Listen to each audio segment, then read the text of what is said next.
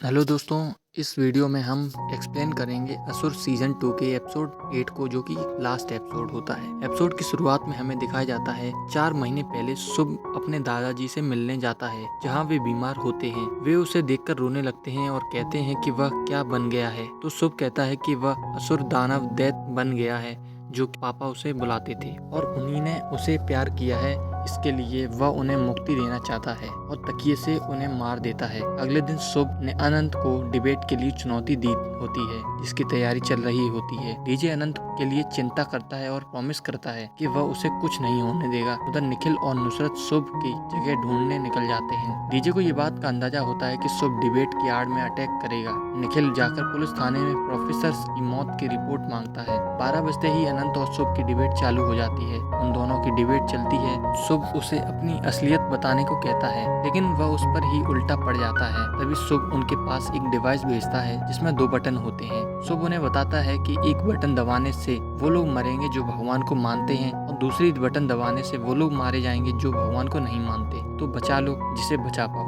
वरना सब मारे जाएंगे।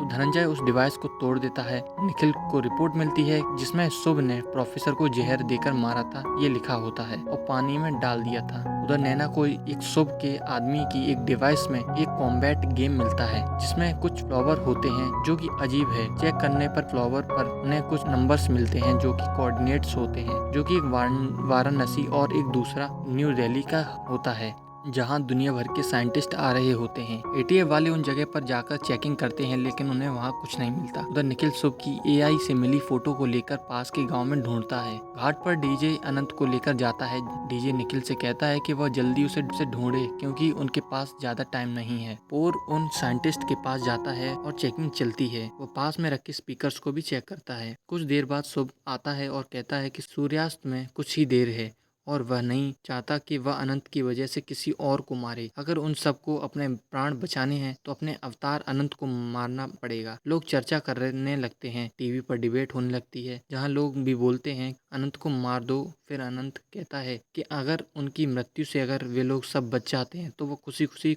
मर जाएगा, लेकिन वह उन्हें गुमराह कर रहा है। उधर एक लड़का निखिल को शुभ के घर का पता बता देता है। वे दोनों उनके घर जाते हैं, जहां वे असुरों की बनी पेंटिंग्स को देखते हैं। निखिल एक कमरा खुलता है जहां वह देखकर दंग रह जाता है। वहां वह कंप्यूटर का एक बड़ा सेटअप देखता है। तभी शुभ की आवाज आती है कि अब वह यहाँ आकर कल का सूरज नहीं देख सकेगा, और साथ ही ये दुनिया भी नहीं देख सकेगी। उनके पास बहुत कम टाइम होता है उस अटैक को रोकने के लिए। वे शुभ का कंप्यूटर चेक करते हैं। तभी धनंजय पास में रखे स्पीकर से मैग्नेटिक फील्ड्स की आवाज आ रही होती है, और बाकी किसी स्पीकर्स में वो आवाज़ नहीं आती। चेक करने पर उन्हें पता चलता है कि ये एक सोनिक बॉम्ब है, जिससे पहले कान के पर्दे फटते हैं, फिर ब्रेन फट जाएगा। अब उनके पास 10 मिनट बचे हैं। वो उन्हें ये बात निखिल को बताता है और उसे रोकने को कहता है। तभी अचानक से टाइमर स्पीड से कम होता है और बाद में फिर से नॉर्मल टाइमर चलने लगता है। चारों तरफ अफरा तफरी मच जाती है। उधर निखिल और नुसरत के रूम में शुभ धुआं छोड़ देता है, जिससे वे सांस नहीं ले पाते हैं। शुभ नुसरत से कहता है कि वह यहाँ से बच सकती है,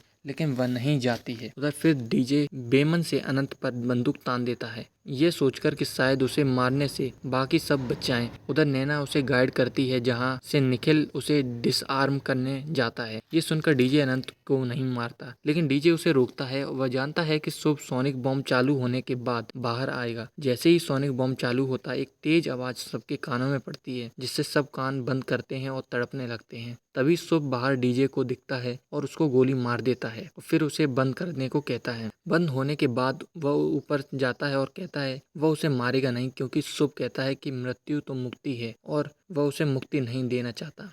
धनंजय उसे जेल भेज देता है। उधर निखिल नैना को डाइवोर्स दे देता है, और उसके बाद निखिल शुभ से मिलने जाता है, जहां शुभ उसे एक कहानी सुनाता है कि कली के साथ महायुद्ध में कल्कि को ये समझ आया कि काली को हराना संभव नहीं है। काली के पास 2 महान सेनापति थे, कोका और विकोका। उन दोनों को ब्रह्मा से वरदान था कि जब तक वे एक साथ हैं तब तक कोई उन्हें मार नहीं सकता। तो उन्होंने एक चाल चली उन दोनों को अलग करने की, जिससे कली की पराजय निश्चित थी। परंतु धर्मराज